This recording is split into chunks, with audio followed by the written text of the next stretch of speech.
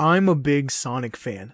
I've been with the series pretty much since I was very young, and I've grown up with the series and seen everything throughout its evolution throughout the years. Sonic Adventure is one of those games to me that I constantly replay. It's one of my most replayed games of all time. And that's really one thing about Sonic games. They're always replayable, which is why they always stick to me. But there's something about Sonic Adventure 1 that to me is appealing. It's charming. And that's what I want to explore in this video. Sonic Adventure did something that is completely different that not any other game can really say for itself. Sonic Adventure was sort of a reimagining for the franchise, in a big way. We went from him looking like this, to now him looking like this. Personality, very expressive and everything. And so today, I really wanted to explore that and really share my passion with Sonic Adventure 1. I will be talking about both adventure games, and so today, I really wanted to explore Sonic Adventure 1. I will be talking about Sonic Adventure 2 very soon, pretty much a bit after this video, but I really wanted to explore Adventure 1 in this video. Adventure 1 has everything, whether that's great gameplay, good game mechanics, just incredible levels, interesting storylines. It was a retooling for the Sonic franchise, and a retooling that, for the better or worse, whatever you say for the future of the franchise, it was a big evolution, and a big step for the Blue Blur after a massive absence from the prior console generation for Sega. So Sonic Adventure 1 is important to me, and it's important to a lot of other people. So let's fully dive into Sonic Adventure 1 and what it does. Sonic Adventure 1 to me, to put it simply, is Sonic's distinct style reimagined. We went from classic look to now what is known as the modern look, at least what it started here in the late 90s. And this is the Sonic that we know today. And so, today, we're going to be taking a look at Sonic Adventure.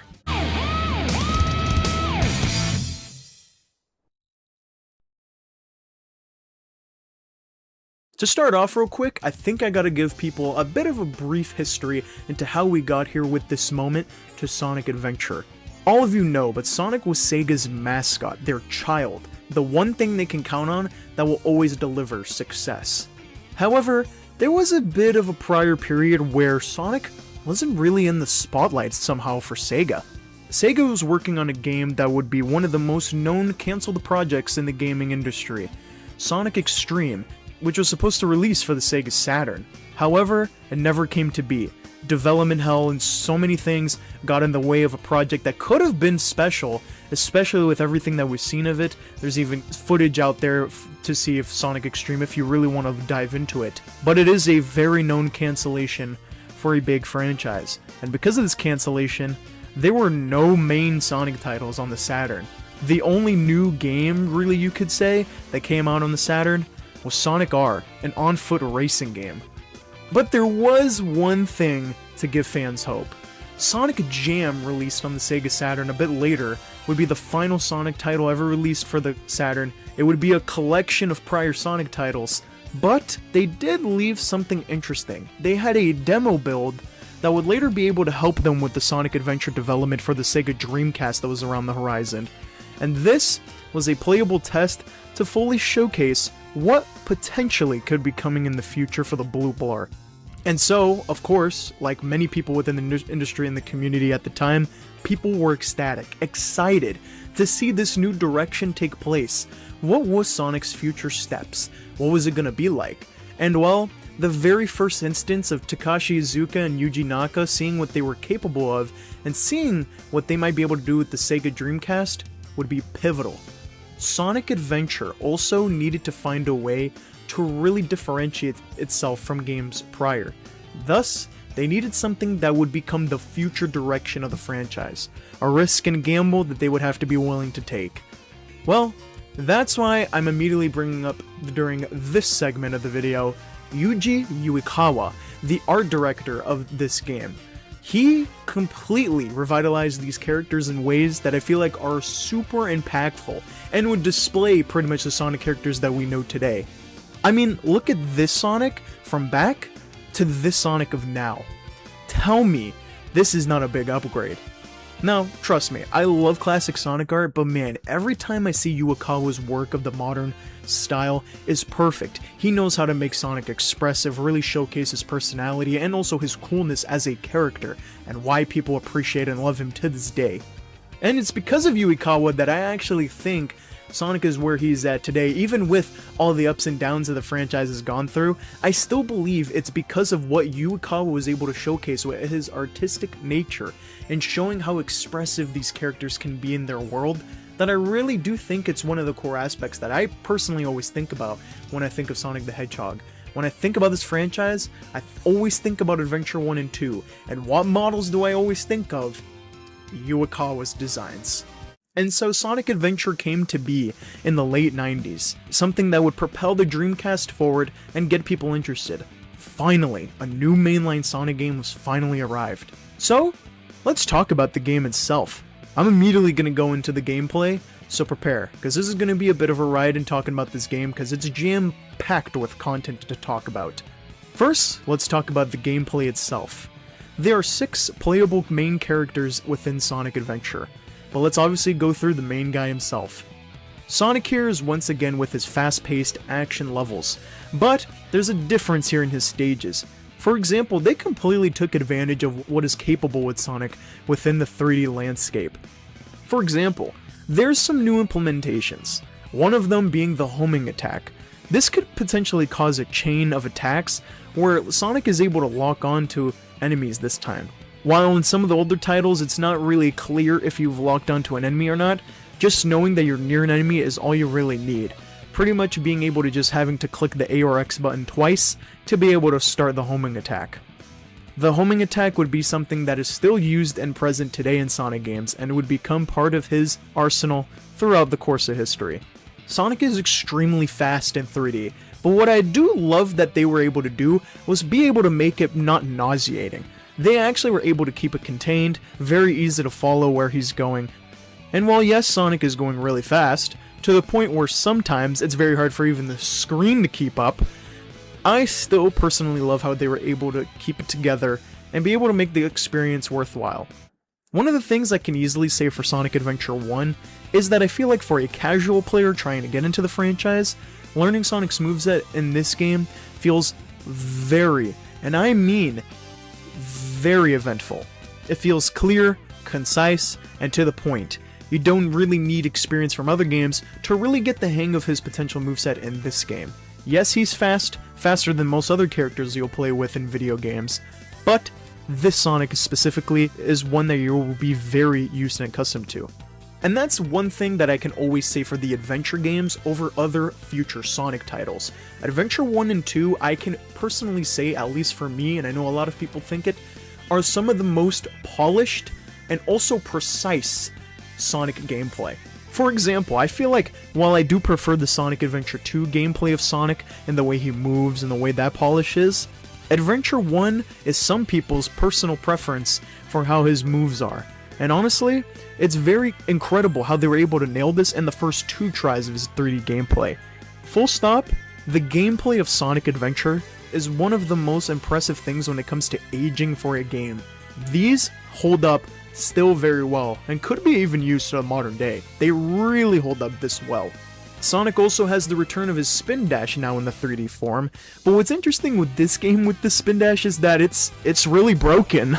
Seriously, this thing can catch so much speed, and if you're someone who has a bit of experience or have replayed this game countless and countless of times, you know how crazy and sporadic this spin dash is. I mean, seriously, this thing makes you fly all over the place and gives you so much speed, and you can also do so much knowing the correct movements within this game. Sonic is very fun to use. His fast-paced stages, along with the fact of how fast he moves and how fluid and polished his gameplay feels, make this one of the best Sonics to use in the franchise, period. I love his gameplay in this game. Tails is the second main playable character, and his is pretty much just straight up flying, going through the stages with ease. You're pretty much going on a foot race, along with Sonic and even Dr. Eggman at times, to pretty much get to the end of the stage first. And that's kind of an interesting way to pair Tails within the stages here. Obviously he's Sonic's sidekick, so making him have to beat the fastest thing alive to the end is a very interesting way of putting it, but flying is an advantage. Knuckles the Echidna is also here, and he has the treasure hunting stages. Pretty much he's looking for the Master Emerald pieces. There are 3 in every stage that he goes through, and you have to collect all of them to be able to restore the Master Emerald. Amy Rose is in this game, and her stages are a little weird. For example, they're chase stages where an Eggman robot named Zero is chasing after her because it's trying to reobtain the Flicky that Amy has, which we'll talk about later. There's Big, which is fishing gameplay, primarily because they were trying to promote the Sega fishing rod for the Dreamcast, and so Big's implementation here is pretty much an afterthought, but would ironically become something of a meme. And of course, Big would become part of the Sonic cast moving forward. And finally, we have an Eggman robot playable, E102 Gamma, who's pretty much the first of the mech gameplay that everyone knows and loves from Adventure 2. He's pretty much the birth of it here. All 6 gameplay styles are incredible in this game, and all of them feel very fluid. A lot of people really like how Adventure pretty much sets it up for all 6 characters in this game. Which reminds me, I guess I should talk about the stages while in this gameplay. A lot of Sonic stages have cinematic set pieces. Emerald Coast has you running from a whale, Speed Highway has you running from the cops from the top of a building, and even Lost World will have you literally running from a boulder. Yes, even Sonic the Hedgehog can tap in to his inner Indiana Jones.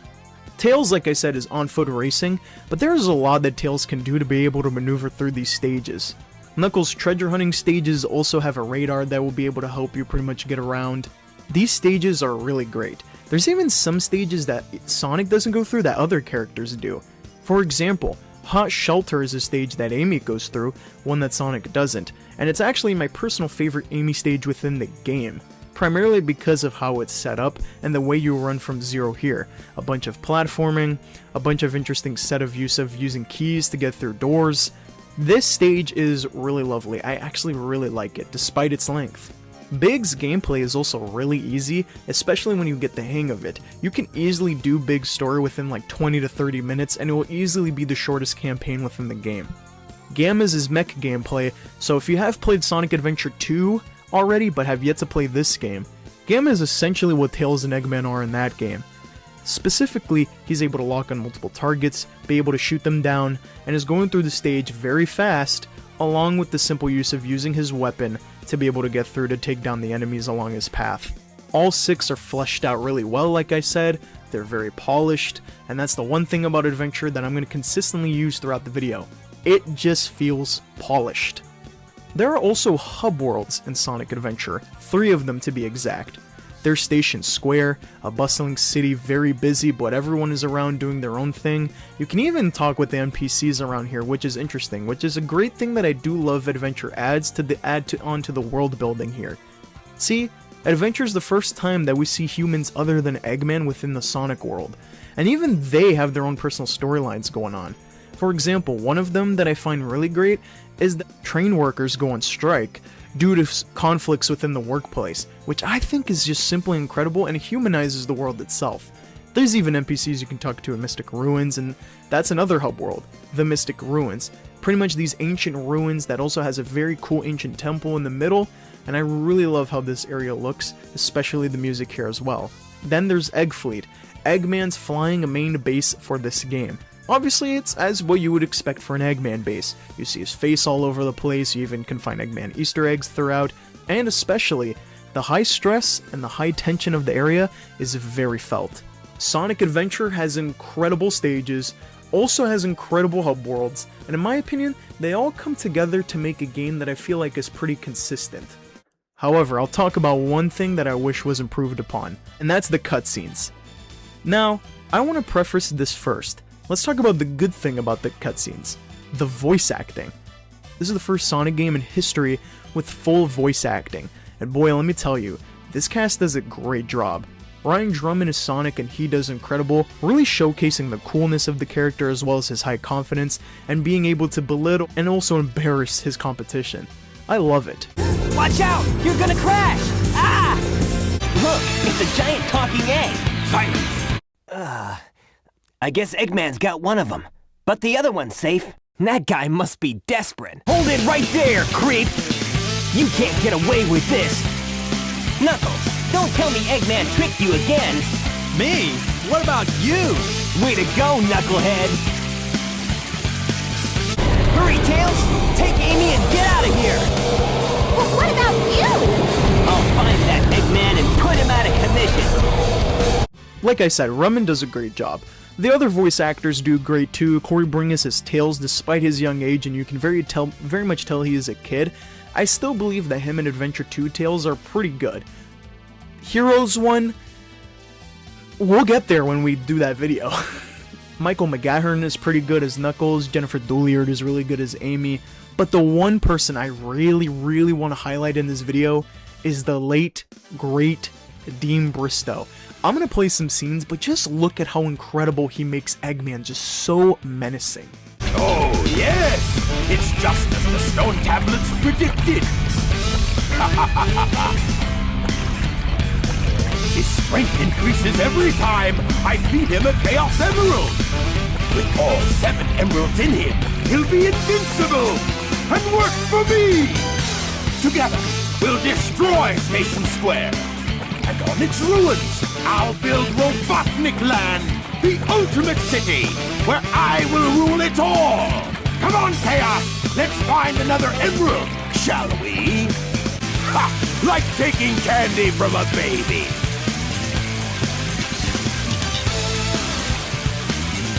That's a Chaos Emerald.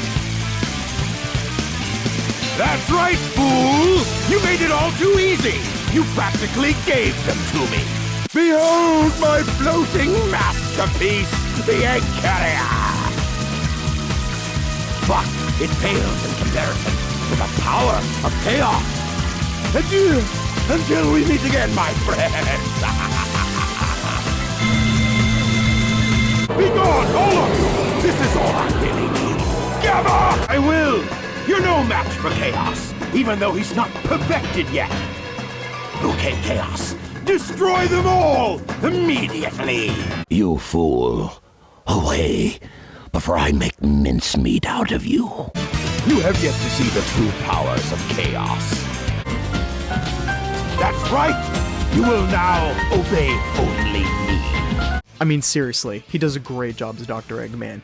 But, alas, we need to talk about the cutscenes themselves. They are easily by far the most outdated thing of this game to date. Most of it is pretty much just the characters standing around doing their voice dialogue, and while I understand it's because of the times, you can tell that even in current landscape and even games that came out throughout this time, it is very dated now. But it kinda is still doable, mainly because the voice cast of this game does a really great job. They capture the Sonic cast so perfectly. And that's why the games that they have are a reason why so many people feel very comfortable as saying that this is their preferred voice cast. Which is something that you'll hear throughout the other voice casts that Sonic has had, as they've honestly recasted a bunch of times. But this first installment of this cast is very incredible. They all do a great job. Voice acting is not easy, and these people had big shoes to fill. These are Sonic characters. They're voice acting for some of the biggest characters in gaming. And dare I say, they really did a great and fantastic job within this first game, especially with how we know they do in later games as well. This cast was really great to fit the characters as molds. Another thing I want to talk about real quick is that there are character upgrades scattered across the hub worlds and even stages sometimes. For example, Sonic's most known light speed dash debuts in this game. Pretty much you hold down the spin dash and Sonic will have this light blue aura going around him, and where he can go through a trail of rings very fast. There's even upgrades for that itself to be able to reduce how long it takes to be able to do it. Tails has one of the most broken character upgrades in the game, which is the Jet Anklet, which is near Twinkle Park. Dude, this thing literally makes Tails break the game. It's beautiful to witness. Knuckles has things like the Shovel Claw to be able to dig underground so that we can find things that are hidden underneath. The Warrior Feather helps Amy pretty much do a spin hammer attack. The Life Belt helps Big be able to float over water, which is very necessary because look how big this guy is. He needs something like a floating device for sure. And then Gamma has the Jet Booster, which helps him hover through areas, which is something that you'd also see in Adventure 2 with Tails and Eggman. But Gamma once again is the debut of it. Again, Adventure does really well at utilizing the characters and their movesets, and even with these upgrades, they're able to really expand what is possible in levels. And even if you go back in prior levels and use the upgrades, you can even find other shortcuts within them. Again, adding to the replayability of these stages within the characters themselves. And of course, I have to talk about the story, because Sonic Adventure 1 is also a debut of full-fledged storylines within the Sonic franchise. So let's get into it. What are all 6 characters doing? Let's give a brief summary of what's going on. Sonic is your typical gotta take down Eggman storyline. Eggman is feeding Chaos Emeralds to a beast called Chaos, so that way it can grow stronger, and feeds it Chaos Emeralds to be able to make it grow in strength. Pretty much the first half of Sonic's story is Sonic and Tails teaming up to try to get to these Chaos Emeralds first before Eggman, with the second half being Sonic fully locked into trying to take Eggman down for good to stop this plan. Tails' storyline is pretty much showcasing him as Sonic's sidekick, and doing pretty much another rehash of Sonic's story for the first half, but the second half is completely on Tails on his own, fully realizing that sometimes he has to be the hero in the story. For example, when Sonic takes down Eggman and foils his original plans, Eggman still tries to shoot a missile in Station Square to be able to try to destruct it, so that way he can try to build his own Eggman empire in the city. But Tails then fully realizes that sometimes he has to believe in himself, to be able to show that he is a hero sometimes than when he needs to. And that is honestly the beautiful thing. This is the best Tails storyline we still have to this day, and it happened in Sonic Adventure 1 all the way back in the late 90s. Tails' character development in this game is awesome, I love it. Knuckles' story is about him trying to restore the pieces of the Master Emerald after Chaos broke it, causing Angel Island to fall from the sky. And to be able to bring it back up to the sky, we have to bring back the pieces of the Master Emerald. And so, that causes the treasure hunting stages that you see in Knuckles' story. Amy's story is her randomly meeting up with a bird, but her and this Flicky are trying to regroup that Flicky with their family, while also trying to run away from Zero. Big's story is about him trying to save his friend Froggy after Froggy starts doing weird things due to a Chaos Emerald. These are all great stories, and like I said, some campaigns are longer, like Sonic's story of course is the longest one in the game, but there are so many incredible stories here that you can enjoy with each character. While yes, they do intertwine and meet each other throughout the story, you do see the different perspectives and point of views on what they're trying to achieve. And honestly, that's what makes Sonic Adventure great. Everyone is going really on their own adventure, their own journey, in a way that really makes the characters develop and grow, and that is what makes Sonic Adventure special. But there's still one character we have to talk about their story, one that I really want to highlight. It's a story of one of the greatest one-time character storylines within the Sonic franchise. I'm of course talking about the guy we talked about earlier, E102 Gamma.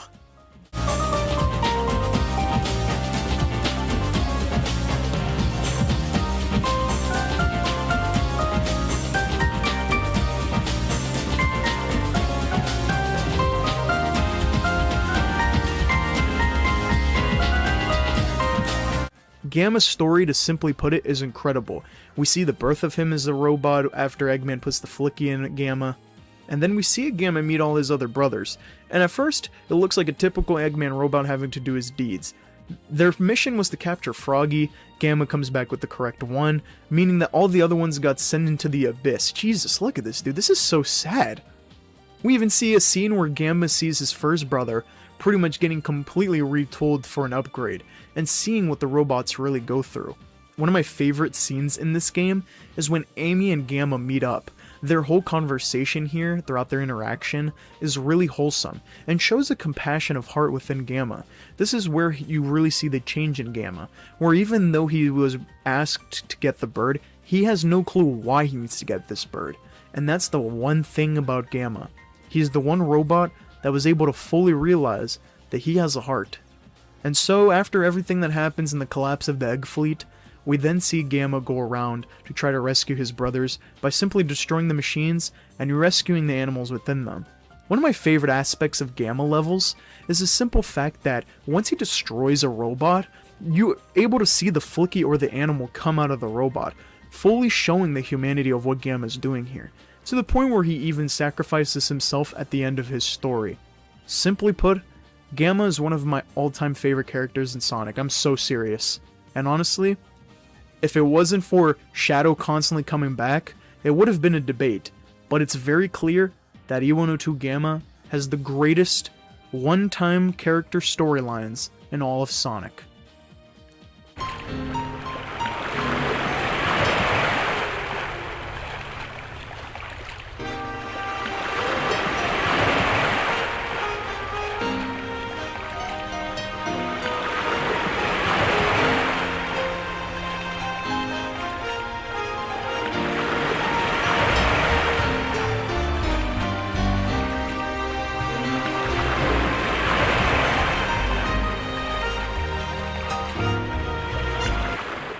Now, I've talked about all the characters and everything that they do, but what I really, and I mean seriously really want to talk about is the music of Sonic Adventure. My god, this game soundtrack is insane, and once again, showcases what the future will hold for the soundtracks of this franchise and what kind of music they're trying to go for. Sonic Adventure has this unique style for each character, almost as if you know what exactly the character is looking for within their own music if they had to choose it. For example, let me play the soundtrack for Emerald Coast. This piece of music is really good. It makes it feel tropical, it makes you feel like you're out in the sun and enjoying the beach for what it is. This is Emerald Coast and I absolutely love it.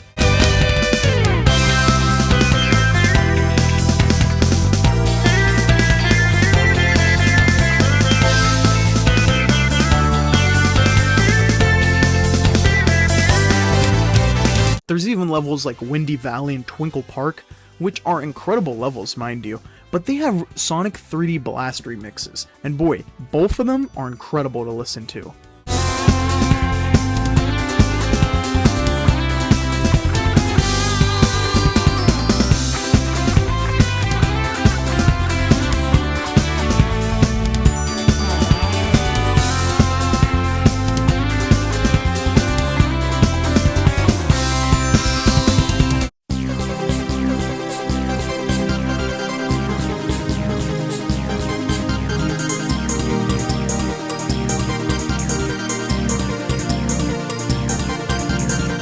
Even stuff like in the hub worlds, Station Square is lovely, feels vibrant, and it definitely sounds like a bustling city.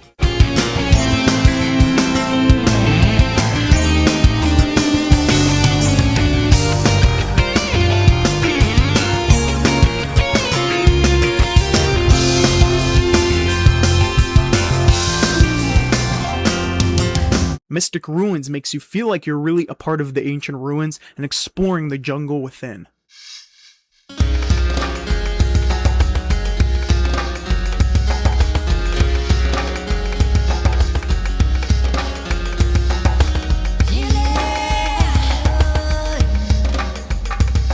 And finally, the Egg Fleet, like I said earlier, feels like you're getting that high stress, high tension of an Eggman base, really showing a big climax is about to really happen, and they are about to take on the man himself.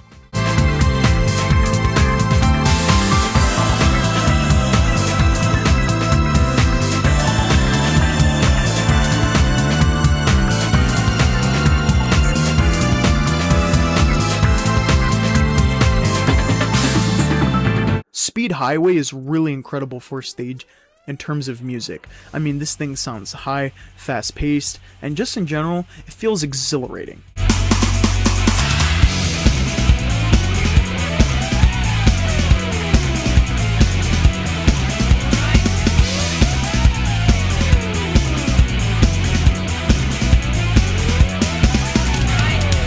But the other thing I really want to talk about when it comes to the music is that all the 6 playable characters all have their own main character themes. For example, let's talk about some of them. Sonic's is It Doesn't Matter.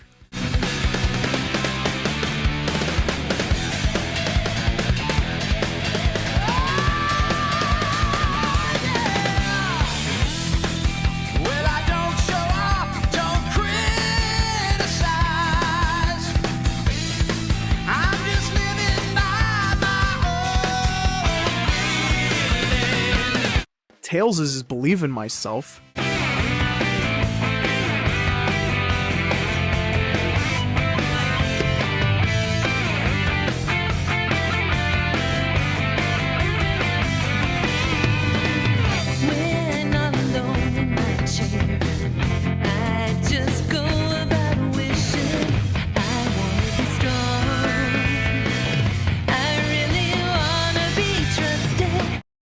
Knuckles is unknown from ME.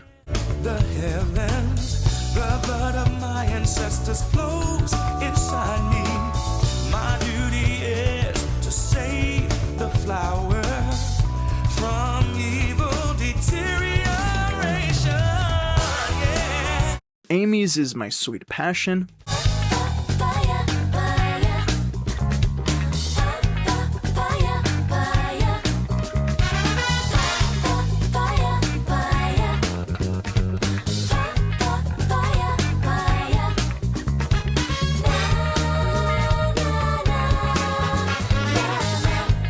Big the Cat is Lazy Days.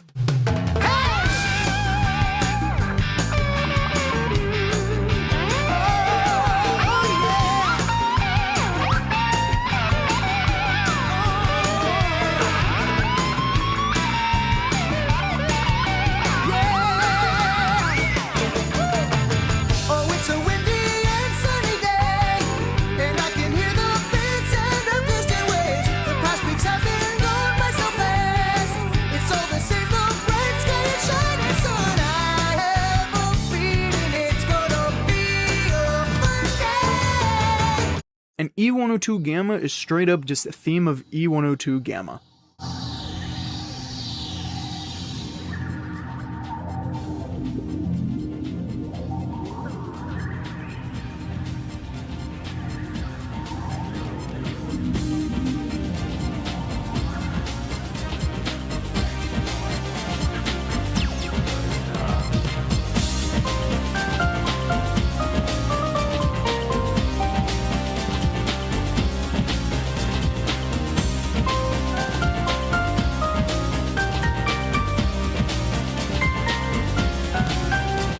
All of these characters pretty much feels like exactly what you would hear from those characters. They all feel like they embody what they are, and also it kind of feels like pretty much wrapping around and putting a bow on what those characters have experienced and went through.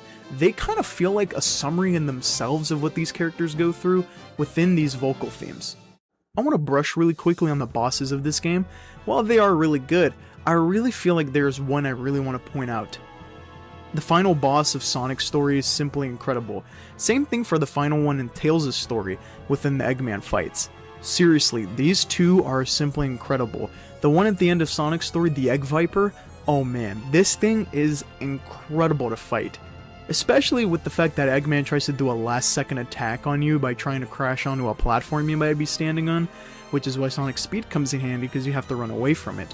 Tails using his own two tails to be able to take down the Egg Walker is also simply incredible too. Really showcases that Tails even himself can really take on his own fights. But the main course of battles in this game are the Chaos fights. Now, let's talk about Chaos himself. I mentioned earlier that Eggman is trying to feed Chaos Emeralds to make a specific ancient beast stronger, and that's Chaos. Chaos in himself has his own boss fights. Every time he gains 2 Chaos Emeralds, he grows stronger. You fight him with Sonic at Chaos 0, and then with a couple characters throughout 2, 4, and the 6 forms. And these fights are really great. They're also high intensity with the music playing in the background, and honestly, they add to the level of tension, but also the exhilarating excitement of fighting Chaos, seeing how much stronger he is, and how much harder it is of trying to take him down. But alas, now that I'm talking about Chaos, we have to talk about him and everything of the conclusion. But before we get into the conclusion of Sonic Adventure, I have to talk about the one mode that is simply incredible with Sonic Adventure. The Chao Garden. I barely recorded footage for the Chao Garden, but I'll do my best to talk about the Chao Garden without having that much footage to work with. The Chao Garden is pretty much an area where you're able to raise Chao, level them up, and as well be able to take care of your own pretty much little Chaos. It's really cute, but it's also a lot of fun to be able to take care of these guys and see them really grow as their own. And you're able to use them in minigames like Chao races, which I didn't get footage for. Actually such an idiot. But it is okay. I will be able to explore this more in my Sonic Adventure 2 retrospective, which is coming up, and hopefully then I will be able to have footage of 1 as well to be able to compare and contrast within Sonic Adventure 2's Chao Garden. But nonetheless, Chao Garden would become something of a symbol within Sonic throughout the course of history. It's something that a lot of people think about and was in every single game during the 2000s. Seriously, it was there a lot. And so, we'll be talking about the Chao Garden more in the future, because the Chao Garden is really symbolic and also part of Sonic's core. But let's talk about the final conclusion within Sonic Adventure. Throughout the course of this story, within the 6 characters, you get Tikal flashbacks, showing a character Tikal, part of the Echidna tribe, pretty much trying to protect the Chao and also bring peace within chaos to be able to make sure that the Echidna tribe doesn't take advantage of it.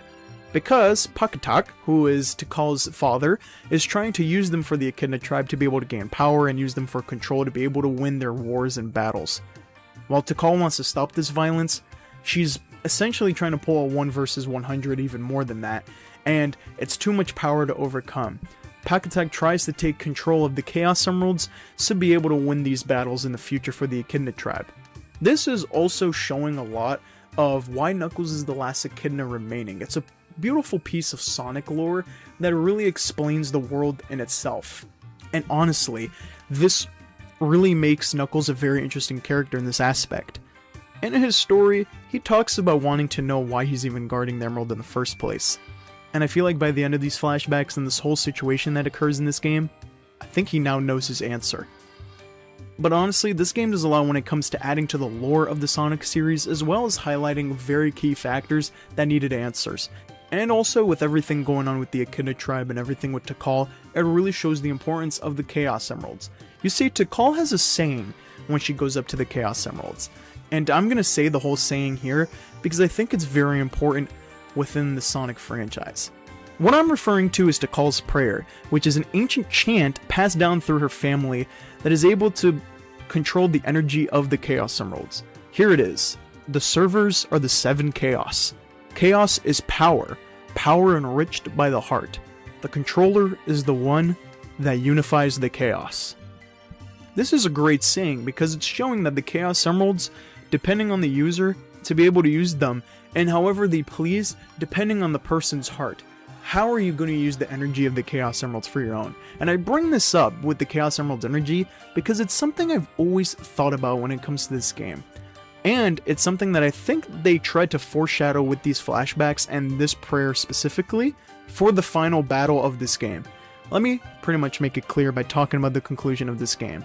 When you beat all 6 main stories, you get the last story, the Supersonic story. Pretty much here, Chaos now has all the Chaos Emeralds to pretty much become Perfect Chaos, a beast that is completely out of control and has pretty much destroyed all of Station Square. Sonic now has to use the power of the Chaos Emeralds that is still left and remaining to be able to take down Perfect Chaos.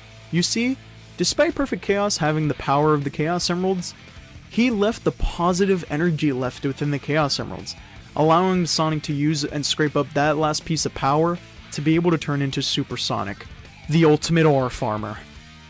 Honestly though, this is a fantastic final battle, but this is exactly what I mean when I talk about Tikal's Prayer. It kind of feels like knowing the power enriched by the heart, the controller is the one that unifies the chaos, is something that I find interesting. The way you use the power's energy from these gems is something that I find very special to me from this game. And honestly, there's just so much to love about Sonic Adventure 1 when it comes to its lore.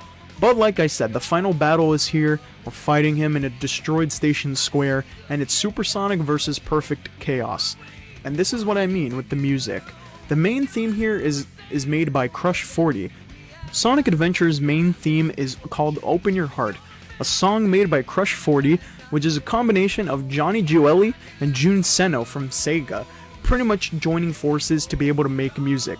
These two, as well as the Crush 40 band itself, would pretty much become part of the Sonic franchise for the foreseeable future, making main themes and character songs. Open Your Heart is a big piece of what makes Sonic Adventure stand out. I mean, seriously, listen to this song, it's incredible. Now I see what I gotta do.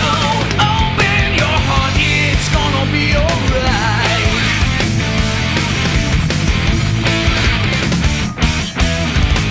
Again, the Supersonic fight with Perfect Chaos is pretty much Supersonic having to have enough speed to be able to get to the center core of Perfect Chaos right on the top of Perfect Chaos himself. You'll need rings to obviously be able to keep the energy of the Chaos Emeralds. There's obviously your ring counters going down, and so you want to keep it stable and be able to keep it going up for as long as you can to be able to use the power of the Chaos Emeralds.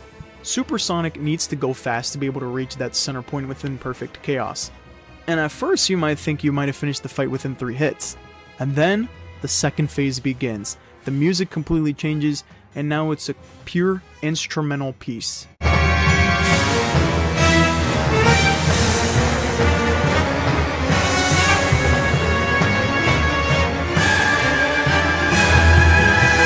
There's even more with this fight too.